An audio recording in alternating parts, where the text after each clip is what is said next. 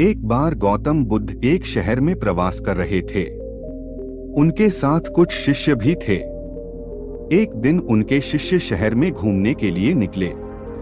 वे शहर में घूम ही रहे थे कि तभी शहर के कुछ लोगों ने उन्हें अपशब्द कहे।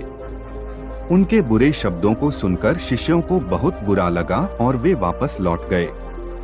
बुद्ध ने देखा कि शहर से लौटकर आए उनके सभी शिष्य बहुत क्रोध में दिखाई दे रहे हैं। उन्होंने शिष्यों से पूछा, क्या बात है, आप इतने तनाव में क्यों वापस लौट गए? बुद्ध ने देखा कि शहर से लौटकर आए उनके सभी शिष्य बहुत क्रोध में दिखाई दे रहे हैं। उन्होंने शिष्यों से पूछा, क्या बात है, आप इतने तनाव में क्यों हैं? तभी एक शिष्य क्रोध में बोला, हमें यहाँ से तुरंत चलना चाहिए। जब हम बाहर शहर में घूमने गए थे तो यहाँ के लोगों ने बिना वजह हमें बहुत बुरा भला कहा।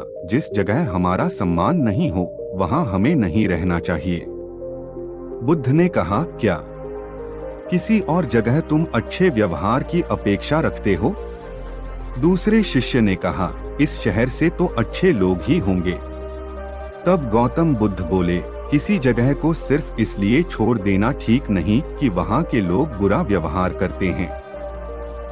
हमें तो कुछ ऐसा करना चाहिए कि जिस स्थान पर भी जाएं, उस स्थान को तब तक नहीं छोड़े जब तक अपनी अच्छाइयों से वहाँ के लोगों को सुधार न दें। हम जिस भी स्थान पर जाएं, वहाँ के लोगों का कुछ न कुछ भला करके ही वापस लौटें। बुद्ध ने कहा, जिस प्रकार युद्ध में बढ़ता हुआ हाथी चारों तरफ के तीर सहते हुए भी आगे बढ़ता जाता है, ठीक उसी तरह उत्तम व्यक्ति भी दूसरों के अपशब्दों को सहते हुए अच्छे कार्य करता रहता है।